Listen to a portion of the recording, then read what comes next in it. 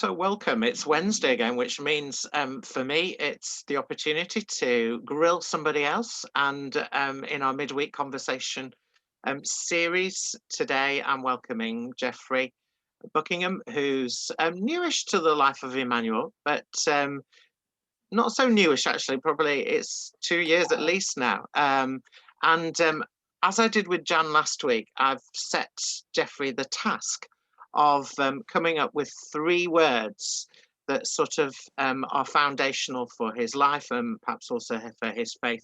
There was, we heard last week, the 3 words that the faith and the life were sort of interwoven. So it'd be interesting to hear, and welcome to Geoffrey. Geoffrey, tell us your first word. Well, I had a short list that was actually quite a long list, but I've crossed a few out, question marked others, and I've ended up with a distillation of 3. They're in no particular order, strangely, but the first word is university. I've always had I've always had an idealistic view of what university should be. It's not a place, in my view, for people to go to have vocational training. There are colleges, there are all kinds of other institutions to do that. University is somewhere to go to have a means by which your cerebrum can be tested, your brain can be tested. You can explore what you think, why you think it. And within this single word, there are lots of other words that, of course, were important to me. Conversation. Being a Christian at university, and it means that you're a member of a minority, a usually quiet, fairly shy minority. I've never been either quiet or shy, and I've never been afraid of having a tough argument. And we had them all. I mean, talk about preparation for Alpha. It was quite an assault course in many ways, but I did emerge the other side. There were things that helped me on the way, like some people who know about this will find it a bit weird, but I became very close friends with a chap called François Arouet de Voltaire. Voltaire wrote Candide and many other books, treatises, novels, and all kinds of stuff, plays. Another word, of course, that comes from the same era, of which he was a driver, was the Enlightenment. Now, anybody who knows anything about the Enlightenment from a Christian point of view realizes and understands that actually it's not an enlightenment, it was more of a spiritual endarkenment. However, it teaches you an understanding of how people think and why people think in the modern age, because we are all products of the Enlightenment.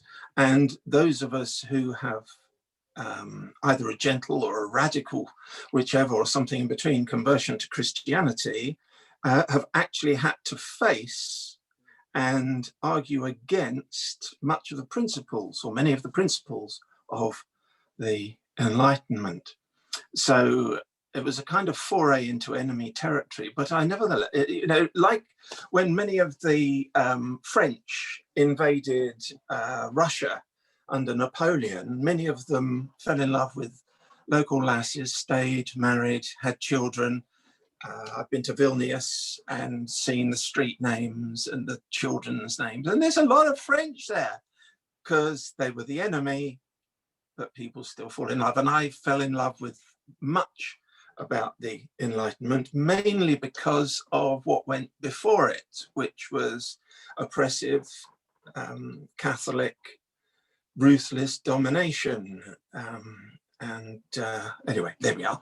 It was, for me, a tremendous experience to go to university and exploit other smaller talents that I had. Tell me, or tell the listeners, where did you go to university? What did you study? And how particularly, I've hearing you say, opening yourselves up to different authors, different Views was foundational in terms of developing your faith. How else was your faith developed at university? Well, I went to the University of Warwick, which came as a surprise to me where it was. I mean, this was the level of my ignorance. I mean, I knew more about the geography of France than England, and because I just spent a year living in France, where I met Carol actually, and I thought that Coventry, which is the up the road town from the University of Warwick, I thought that Coventry was somewhere near Norwich. So I was a bit surprised to find out where it actually was. But it took us through the journey there the first time. My dad, who drove me there, was expounding on his cycle rides all around that area because he lived partly in the Midlands as he was growing up, and he was an enormous cyclist. Well, no, he did an enormous amount of cycling, rather. He wasn't enormous at all, but yeah. And I did a 4-year course, and I did a year in France, and I'll come back to that in a moment. But I did 2 one-year courses within the French course. I did French studies, which covered almost anything really that you wanted to do, which is why I chose it, because I wanted to do a course on modern art. I wanted to study linguistics. I wanted to study the Enlightenment. I wanted to study late Middle Ages France from the Spider King onwards. And so the only real university that offered me such flexibility was Warwick. So I was delighted to be offered a place there, which I took. But my 3rd year I spent in the south of France in a place called Anduze, or in the local language that would be Anduza.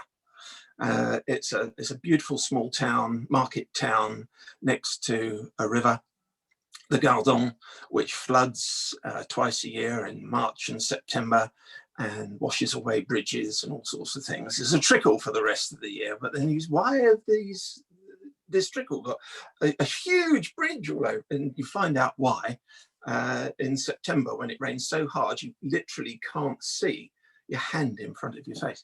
Anyway, that's a separate story. But I fell amongst Methodists, would you believe. I'd been brought up a Methodist right from, well, I was baptized in the Methodist Church in Potter's Bar. So I was very familiar with it, and therefore wasn't distrusting, which is my sort of default position. And we got to know Marc Gorin and his wife Esther, their little dog, extremely well. We went on walks with them up in the mountains with other friends, several of whom were,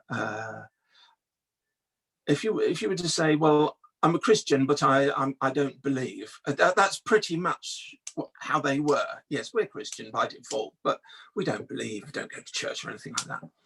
On est chrétien, mais pas pratiquant. That's what it. I'm a Christian, but I'm not a practicing one. To which my answer is, well, I'm still practicing because I haven't got it right. But anyway, that's just a bit glib. So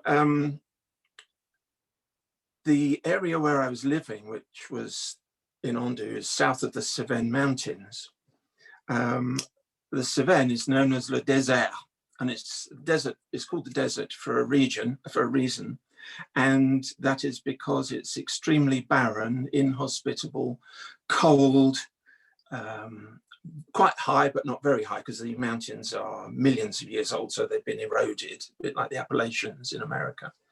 And there was a place in it with a museum now called Le Désert, where the Methodists used to go to listen to preaching. And of course, who sent the Methodist preachers? The English did. So there's a very intense, I didn't know any of this before I went there, but there's a very intense affinity between England and this region of France. And I've often said, when I die and I'm cremated, I want my ashes in the Cevennes. Somebody left his heart in San Francisco a long while ago. Well, I left mine in the Cevennes 40 plus years ago, and it's so beautiful. I'm practically in tears thinking about it now. Have we had a chance to go back? Yes, once, but life has been too busy much of the time. Okay, fascinating. So let's move on. Let's move. University. Yeah, let's move on to your second word, because obviously university was foundational and developing in terms of stretching faith. What is the second word you want to offer to us this morning? Well, it kind of leapt out of me from my short or my long list, because it's something that Jesus was very keen on. Because I have some slightly, some would think, almost irreligious views about Jesus. Well, I don't think that's particularly possible, but Jesus used to like eating with people. And I found, to my surprise, that although I was good at it when I was younger, there were 20 plus years where I didn't really do much in the way of cooking. By cooking, I mean proper cooking. I don't mean even the roast on Sunday. I mean beautifully presented, Michelin star, characterized type of food. I'm talking about learning how to prepare sushi, for example. And I also did bulk cooking at church for 6 or 7 alpha courses until work got in the way and I couldn't do it and had to let that go. But we also had once a year our pastor, who was a great guy. Have you spoken to Alan Bliss? No. Any contact with him? Anyway, probably just as well, because he'd only say rude things about me. And in fact, his word for me, if you're talking about 3 words, his one word for me was, oh, he's outrageous. But cooking, we used to have once a year, Alan Bliss, he was the guy who started this. The church where we went was the Wickford Christian Centre, which is an Assembly of God. So it's a completely autonomous, standalone church, governs itself. We were members of the Evangelical Alliance and had a lot of support from them. We built a new church building from scratch, raised about £300,000, I think it was, to do that. But one of the things I was very pleased about was the fact that we had such a nice, good kitchen. And I thought, well, it wasn't actually, as it turned out, as good as I thought it was. It wasn't professionally laid out, professionally designed for proper, cooking for numbers. But we developed, Alan had a principle, and that was Wickford Christian Centre must be warm and welcoming. Now, I won't bore you with any stories, but Wickford Christian Centre came from a past history of being neither. And so it meant a real challenge to start with. And one of the things he did was instigate eating on the premises that we'd never really done before. And we did a lot of it. And I was privileged to organise some fairly big meals. And one of the things that gave me particular joy was the annual Emeritus Pastors' Dinner. And I used to challenge them with my cooking for that. It was always around Christmas. So one of the choices would always be, your traditional proper roast turkey with all the bits. And you'd always have Christmas pudding, which I would buy. But I'm not a huge fan of Christmas pudding, although I'll eat it. But I used to do very attractive separate desserts, some of them quite simple, that the guys seemed to prefer. So I dropped Christmas pudding in the end. And we did salmon en croûte, and I always did a vegetarian option. One of the faves, well, there were several faves for Alpha, but one of them was a vegetarian lasagna. Anyway, the thing that, as I talk about it, I remember it quite explicitly. Being a fan of Japanese food, not just sushi, but all kinds of Japanese food. Miso ramen comes to mind, and the deep fried vegetables and prawns and things that you get. So I thought one year, and it actually became a regular, I'll try them with some sushi and see how it goes. And I was ever so disappointed. They ate it all. And this is very nice, he says. Is rice and the salmon thing? I said, yes, that's it's called in Japanese nigiri sushi. Oh, it's sushi, is it? He says, I wonder why we didn't have any lemon, because of course the Japanese don't use lemons. I mean, it's an unknown thing pretty much, or used to be in Japan. So they ate all of it, which disappointed me tremendously, because I was looking forward to having one or two pieces of those that were left over. But there we are. I think because I'd put out a glass of something to drink for everybody with nibbles to sit in a circle and have a natter before they got stuck into the serious business of lunch. So the cooking thing, is that the second word, cooking, or is it food? Well, it could be either. I mean, you cook food, don't you? Unless you're an accountant, and yeah. So that word, cooking or food, are you drawing that word as foundational not only because you enjoy the process of cooking clearly, but also that you've used it as a tool clearly in the past, as an evangelism tool, because food sort of, we all have to eat, and it sort of levels the playing field a bit. Is that what it's about? Well, I think, yes, what you say is right, but it's also a means by which you can serve. And I definitely felt a sense of being a servant, providing a service to others that they enjoy. I mean, almost inevitably you get invited in and given a round of applause, but I found that the least rewarding bit of all. Seeing empty plates and hungry folk satisfied, that is what it's all about. And it's part of the warm and welcoming thing that Alan was so very keen on right from the very beginning. And to be of service to these pastors, many of whom I knew by name or reputation, some of whom I also knew to say hello to, not that they had the faintest idea who I was. Some of whom, had spent most of their life working and teaching and preaching in Africa and North Africa and the Middle East and places as far flung as that. And so it did give me in my heart a lot of joy, but it also gave me a deeper understanding of why Jesus put food in the center of so much of what he did. When he saw Zacchaeus, what did he do? Pull him out the tree and wag his finger at him for being a naughty? No, he says, I'm going to come and eat with you. We're going to break bread. And, there's the fish and the loaves and the Last Supper. But almost everyone, Jesus said he was the bread of life. So, to have a role in people enjoying eating and bringing them together and stimulating conversation, it was that brought me a big understanding, and it's kind of been a part of the formula that makes up one of the algorithms of my life. Yeah, and certainly, I think food is an incredible route for people to have fellowship, to grow with each other, because you can have some amazing conversations over food, be that in church or in somebody's home, because the barriers are brought down. As we break bread together, we sort of give of one another. And I suppose what you're saying is food and cooking has enabled you to give and to receive from others, and that's been a real blessing. And I love that about food and hospitality.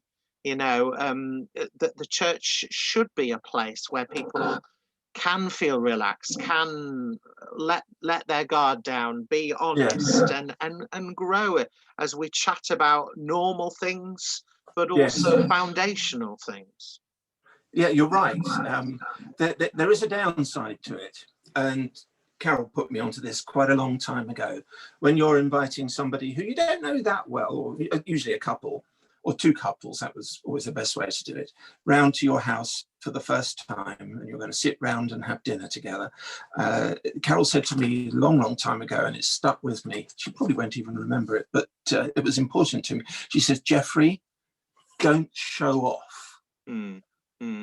Now, I understood that to mean something different from what I think she actually meant, but I think what she actually meant was, if you give people at first time of eating something that is so obviously time consuming, something that has taken a complicated recipe and great expertise and experience, it can be intimidating. Yeah. People might say something, oh, it looks too good to eat, that sort of thing. Yeah. And I think, well, hold on just a minute, that's what it's for. It's edible artwork. But what happens is that if you have people around who, as I say, you've not had around before and you want to get to know them, and maybe they're newcomers at church, something like that, give them something that's less sophisticated, less complicated. And the reason behind that is very simple. They'll be too intimidated to invite you back. Yeah, yeah. And that means that your control over what you're doing and your empathy has shifted from being of service to being a show-off. Yeah. And I found it was much better to show off second or third time round. I hope you like it. This is something new. I got it off telly, but one or two ingredients I had to check, that kind of thing. Yeah. Because I don't want to appear to be something I'm not.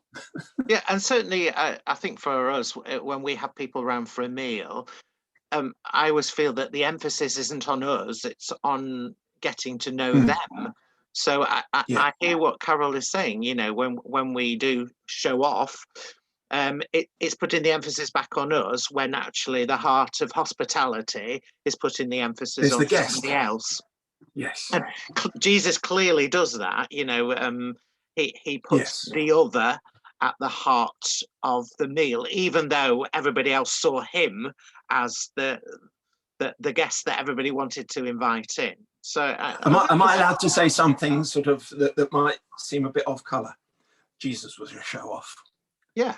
He didn't do exactly the right amount of food from the loaves and fishes. He had 12 baskets left over. Yeah. No, that's showing off. Yeah. Yeah. But if you're the Son of God, I think you're all right to show off, really. I think you can do no wrong, really. And maybe, just maybe, actually, the 12 baskets that were left over went down to the local food bank in the village and fed others in need. That's what I've always believed, That's what I've always believed. So there will have been people who said they couldn't go. Yeah, maybe that's not being show-offy, that maybe that's being realistic about the need being greater than just in front of you. Yes. So let's move on to your third word, because I really enjoyed that food one. What is the third one you bring for us this morning? Family. There's lots of other words I did want to bring, but these were the three that, as I say, I distilled out of my longer list. Family, I think I mean family in both its largest sense as well as its smallest, shortest, briefest, most limited extent. Family.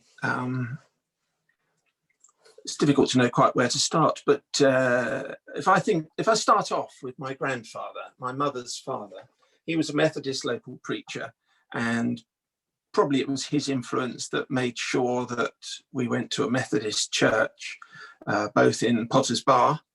I think it was called St. John's, but I'm not sure. I'd have to check that. And then Marlborough Road Methodist Church in St. Albans, where we moved to when I was about 7. And my grandfather, there reached a point when I was about 10 or 11 when there was not enough seats in the car for my dad to take everybody home after morning service.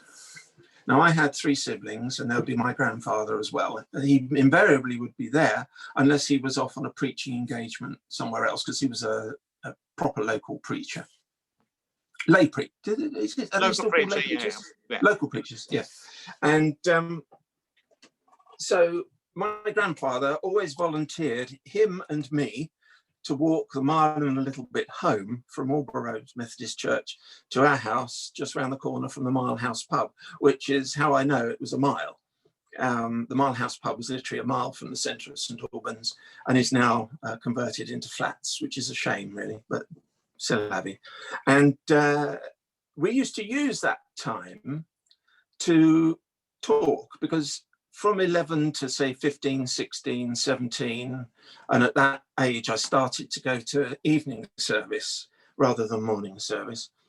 Sometimes I did both. couldn't get enough. But there were some very pretty girls at church as well, and I think that encouraged me.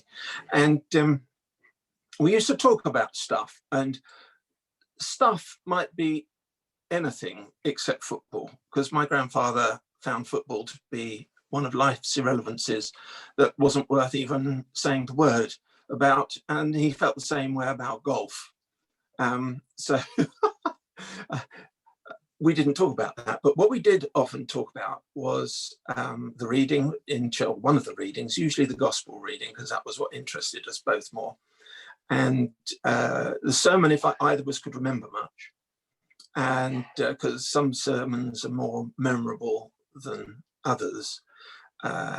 He had one or two very close friends, like his friend Cyril something or other, who was also a Methodist local preacher, but he was a hellfire and brimstone one, scared the hell out of me. You don't get them anymore, really, I don't think, but he used to frighten me.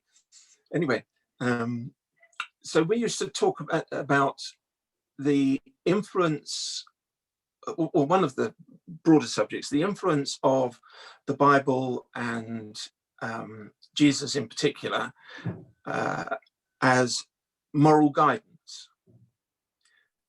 which meant, how do we use what we know in real life? How do we become, or set our sail, if you like, towards in the direction of being a better person? Yeah. And I suppose I've been sailing that journey pretty much ever since. The horizon is still only just in view, and there's no land the other side yet, but so I'm still learning, and I don't know if I get a lot of stuff wrong, but there we are. We used to talk about politics as well. My dad was quite politically minded, but not involved. I mean, he was a member of a political party, but he didn't do anything. He was too busy professionally, and often even not in the country. My grandfather was much the same. He was not a member of a political party. He was too independent of mind for that. But he nevertheless helped me to understand the indissoluble links between properly motivated politics and faith, your faith as a man, especially as a young Christian. And the unfortunate thing is that much of that I put to one side once I left university and started work, because the imperative there was to earn enough money to live, and then to get married, and then have a family and run a car and all the rest of it. So for the really big years of your life where you've got the energy but no time and no money, you can't put to use much of what you've learned. Mm-hmm. But I have learned the fruit of living a faithful life. I've got one or two tales. I haven't got time now to really talk to you about them, but there's the £5 note my grandfather sent me when I was living in France, which I didn't know I needed, but I did, down to within tuppence of it. And I'll tell you one day the story about that. And living literally from day to day and week to week as a young father without enough money. I used to go to the bank, get some money out, put it on the shelf over the bed and say, right, here it is. When it's gone, it's gone. There's no more till next Monday. I mean, that didn't last long, but it did last a period. And, I'm grateful for it in a way. So the family thing, is it partly about your grandfather, and is it also about a wider family as well as your own human family? Well, the church family, in its widest sense. I tend to make myself at home anywhere I go, to one degree or another, and so I feel at home quite readily, and I'm very adaptable. But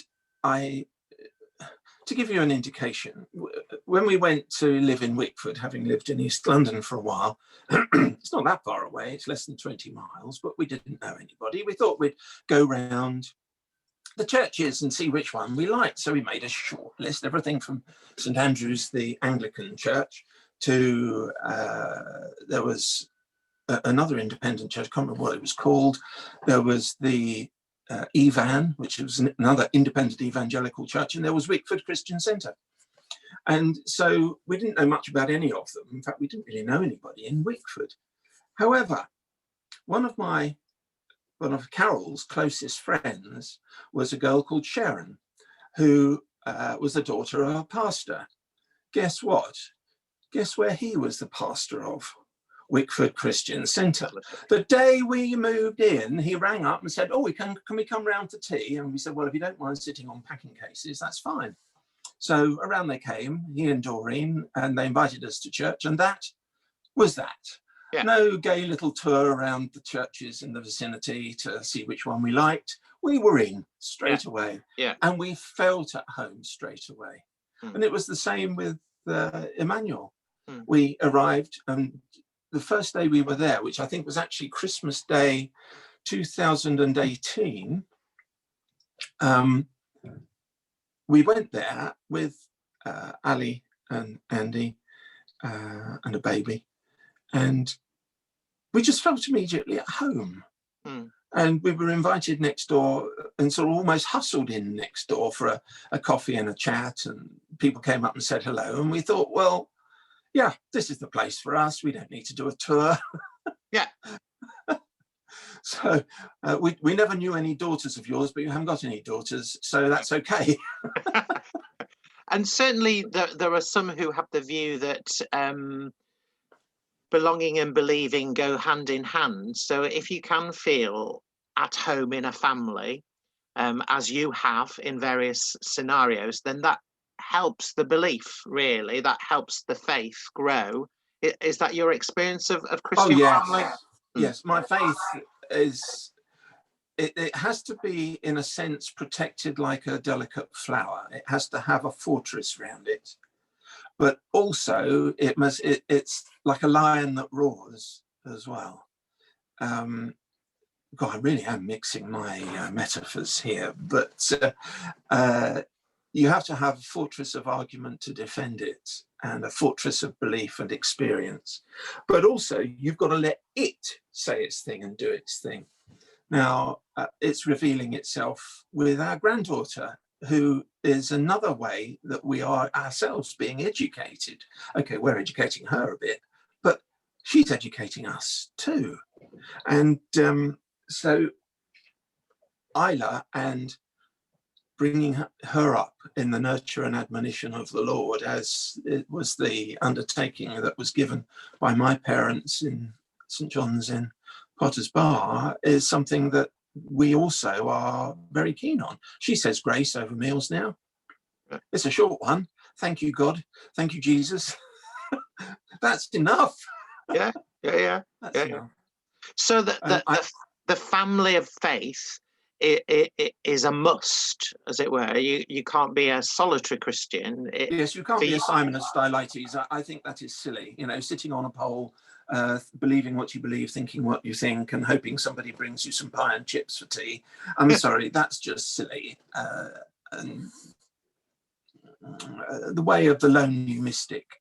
Yeah, that's all right in Hinduism and other more exotic religions, but something that's as basic as Christianity, it's just a bit out of gear, really, isn't it? Okay. I found something I'd just like to share with you. This food, cooking, and entertaining ethos. I realized as I was looking for something else, I found this. It's a business card that belonged to my grandmother. My grandmother was my grandfather's wife, and she was in charge of catering at the hotel that they ran.